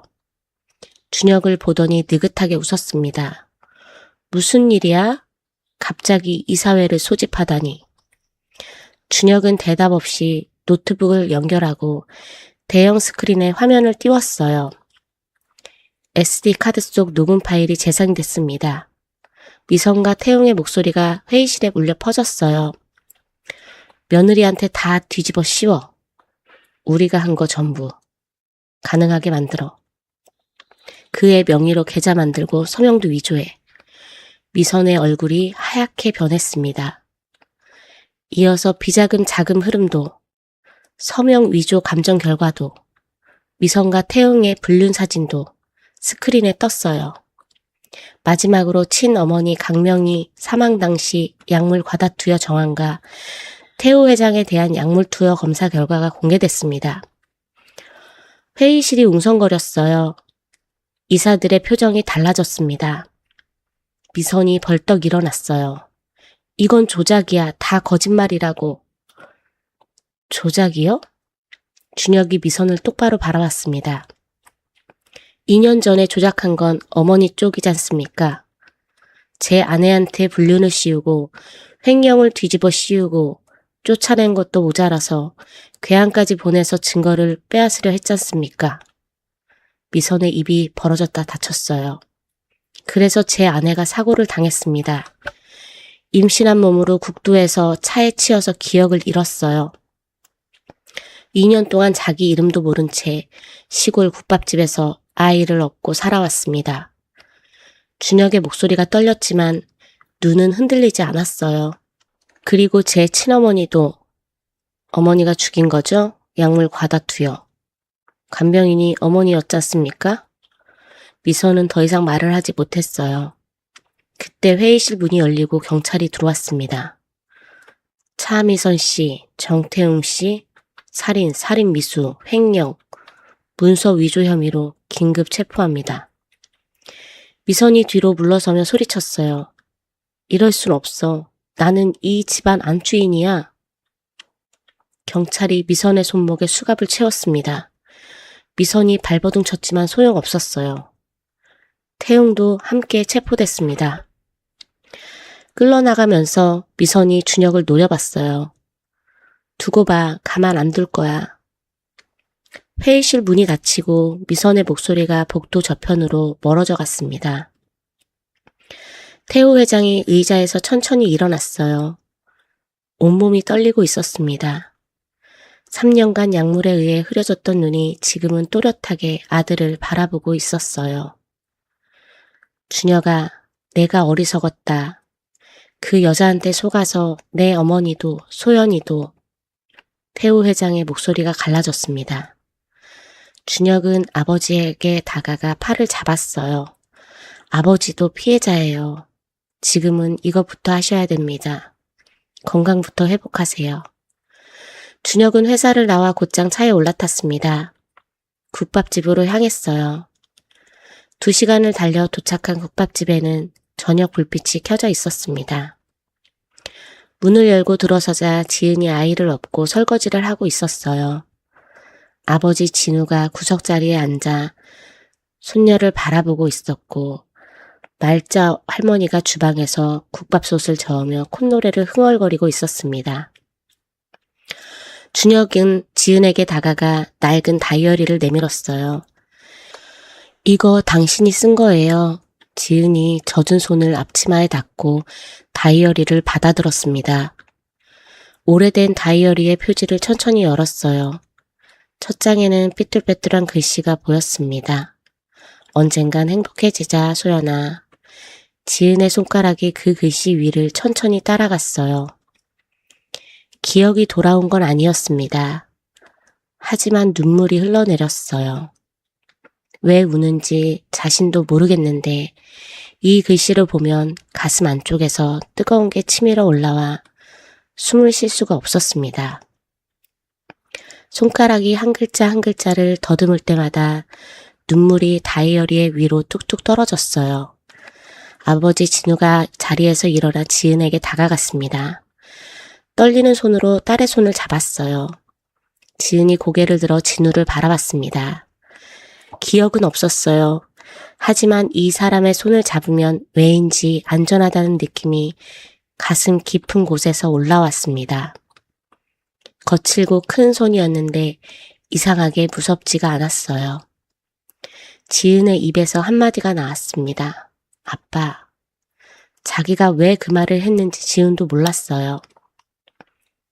기억이 시킨 게 아니었습니다. 머리가 아니라 가슴이 먼저 알아본 거였어요. 진우가 무너졌습니다. 딸의 손을 잡은 채 고개를 떨구고 울었는데 이번에는 소리를 죽이지 않았어요. 2년을 참았던 눈물이 한꺼번에 터져 나왔습니다. 말자 할머니가 주방에서 나와 그 모습을 바라보다가 앞치마로 눈물을 닦았어요. 준혁은 지은 앞에 무릎을 꿇었습니다. 미안합니다. 내가 당신을 이렇게 만들었습니다. 지은이 준혁을 바라봤어요. 모르는 사람이었습니다. 하지만 이 사람이 우는 걸 보니까 가슴이 아팠어요. 왜인지 이 사람의 눈물을 닦아주고 싶었습니다. 지은의 손이 무의식적으로 올라가 준혁의 볼에 닿았어요. 기억은 돌아오지 않았습니다. 하지만 이 사람의 볼에 손을 대는 이 동작이 너무 자연스러워서 마치 수천 번 해본 것처럼 익숙해서 지은 자신이 놀랐어요. 국밥집 안에 울음소리가 가득 찼습니다. 할머니도 진우도 준혁도 울고 있었고 지은은 왜 우는지 모르겠지만 멈출 수가 없었어요. 등에 업힌 아이가 엄마의 등에서 고개를 빼꼼 내밀더니 준혁을 보며 방긋 웃었습니다. 그로부터 석 달이 흘렀습니다. 재판이 열렸어요. 시어머니 미선은 살인, 살인미수, 횡령, 문서 위조 등 혐의로 무기징역을 선고받았고 경영지원실장 태웅은 공동정범으로 징역 15년을 선고받았습니다. 소연의 누명은 완전히 벗겨졌어요. 이유는 무효 처리됐고 아이의 호적에 아버지 이준혁이라는 이름이 올라갔습니다. 소연의 기억은 아직 돌아오지 않았어요. 의사는 시간이 걸릴 수 있다고 했고 어쩌면 평생 이대로일 수도 있다고 했습니다. 하지만 준혁은 괜찮았어요. 기억이 돌아오지 않아도 괜찮았습니다. 처음부터 다시 시작하면 되니까요. 준혁은 매일 국밥집을 찾았어요. 더 이상 서울에서 2시간을 달려올 필요는 없었습니다. 국밥집 근처에 작은 집을 마련했거든요. 아침마다 국밥집에 와서 지은이 육수 끓이는 걸 도왔어요. 처음엔 사골 고는 불 조절도 못했지만 지은이 웃으며 가르쳐줬습니다. 손님, 아니 준혁씨, 불이 너무 세요. 이렇게 약하게 해야 해요. 지은이 준혁의 손을 잡고 가스 밸브를 조절해줬어요. 준혁은 그 손을 느끼며 웃었습니다. 3년 전 소연이 커피를 내밀며 웃었던 그 수줍은 웃음이 지은의 얼굴에도 똑같이 번져 있었어요. 기억은 없어도 이 사람의 웃음은 그대로였습니다. 아버지 진우는 국밥집 옆에 작은 방을 얻어 살기 시작했어요. 아직 딸이 자기를 아버지로 기억은 못하지만 진우는 매일 국밥집에 와서 구석자리에 앉아 딸과 손자를 바라봤습니다. 지은이 국밥을 가져다 주면 진우가 웃으면서 말했어요. 고마워, 아가. 지은도 웃으며 대답했습니다. 어르신, 오늘도 오셨네요. 국밥 많이 드세요. 진우는 그 한마디가 좋았어요. 아버지라고 불리지 못해도 딸이 건네는 국밥 한 그릇이면 충분했습니다. 말자 할머니는 이제 부엌에서 한 발 물러나 쉬는 시간이 늘었어요. 지은이 국밥집을 거의 혼자 돌릴 수 있게 됐거든요. 할머니가 처마 밑 의자에 앉아 해를 째며 중얼거렸습니다. 2년 전에 국도에서 주워온 아이가 이제 나보다 국밥을 잘 끓여. 할머니가 씩 웃었어요. 어느 봄날이었습니다. 국밥집 앞 벤치에 준혁과 지은이 나란히 앉아 있었어요. 아이가 마당에서 뛰어다니며 까르르 웃고 있었고 진우가 아이를 쫓아다니며 느릿느릿 걸음을 맞추고 있었습니다. 지은이 준혁에게 말했어요. 기억은 아직 안 나요. 괜찮아. 근데 이상한 게 있어요. 지은이 준혁을 바라봤습니다. 준혁 씨 옆에 있으면 왠지 마음이 편해요. 왜 그런지 모르겠는데 아주 오래전부터 옆에 있었던 사람 같은 느낌이 들어요. 준혁은 아무 말 없이 웃었어요. 눈가가 젖어들었지만 웃고 있었습니다. 다시 알아갈 수 있어요. 천천히, 우리. 지은이 고개를 끄덕이며 웃었어요. 수줍은 웃음이었습니다. 마당에서 뛰어다니던 아이가 준혁에게 달려와 무릎에 올라 앉았습니다. 준혁이 아이를 안아 올리자 아이가 준혁의 볼에 손을 대며 까르르 웃었어요. 지은이 그 모습을 보며 다이어리를 꺼냈습니다. 새 다이어리였어요. 말자 할머니가 사준 거였습니다. 지은이 첫 장을 펼치고 볼펜을 들었어요. 오늘도 행복했다. 내일도 행복할 것 같다. 어린 시절 자기 자신에게 약속했던 문장이 2년의 어둠을 지나 다시 쓰여지고 있었습니다. 국밥집 굴뚝에서 연기가 피어올랐고 봄바람이 마당을 가로질러 불어왔어요. 나란히 앉은 두 사람 위로 따뜻한 햇살이 내려쬐고 있었습니다. 오늘의 이야기 어떠셨나요? 소연이가 기억을 잃고도 매일 밤 잠꼬대로 되뇌던 그 한마디 아니에요, 믿어주세요, 제발 이라는 절규가 아직도 가슴 한켠에 남아도시는 분들이 많으실 거라 생각합니다. 머리는 모든 걸 잊었는데 몸이 기억하고 있다는 것, 뇌가 지워버린 고통을 가슴이 끝내 놓지 못했다는 것, 그게 어쩌면 사람이 사람을 사랑하는 방식의 가장 깊은 자리가 아닐까 싶습니다. 소연이가 쫓겨나던 마지막 밤 낡은 다이어리에 떨리는 손으로 적었던 그 문장이 떠오릅니다. 여보, 나 정말 안 했어. 그리고 우리 아기가 생겼어. 당신이 이걸 볼 일은 없겠지만 그래도 적어둘게. 나는 당신밖에 없었어. 아무도 믿어주지 않는 세상에서 유일하게 남은 다이어리에 마지막 말을 남기던 그 밤의 소연이를 떠올리면 어쩌면 우리 시청자 여러분들의 지난 세월 속에도 비슷한 순간이 있지 않으셨을까 하는 생각이 듭니다. 억울한데 말할 곳이 없었던 날, 진심을 다했는데 외면당했던 날, 온 세상이 등을 돌려도 이를 악물고 버텨야 했던 그 외롭고 길었던 밤들이 누구에게나 한 번쯤은 있었을 겁니다. 자식을 위해 새벽잠을 줄이며 거친 손으로 밥상을 차리셨던 어머니들, 가족을 먹여 살리려고 아픈 허리를 숙이고 또 숙이셨던 아버지들, 남들은 모르는 그 눈물의 무게를 오직 혼자서 감당해 오신 분들이 이 이야기를 들으시며 남몰래 눈시울을 붉히셨을 거라 생각합니다. 하지만 오늘 이 사연이 우리에게 말해주고 있습니다. 진실은 묻혀도 사라지지 않는다고, 낡은 다이어리 안에 숨겨진 SD 카드처럼 언젠가 반드시 세상 밖으로 나온다고. 그리고 진심으로 사람을 사랑했던 마음은 기억이 사라져도 몸 어딘가에 남아서 끝내 그 사람을 다시 찾아간다고 말입니다. 소연이가 기억도 없이 준혁의 볼에 손을 대던 그 순간, 아버지 진우의 거친 손을 잡고 무의식적으로 아빠라고 불렀던 그 순간이 우리에게 알려주는 것이 있습니다. 세상이 아무리 차갑고 억울한 일로 가득 차 있어도 사랑했던 시간은 절대 헛되지 않았다는 것을요. 여러분께서 평생을 바쳐 흘리신 땀방울과 남몰래 삼키신 눈물은 결코 사라지지 않습니다.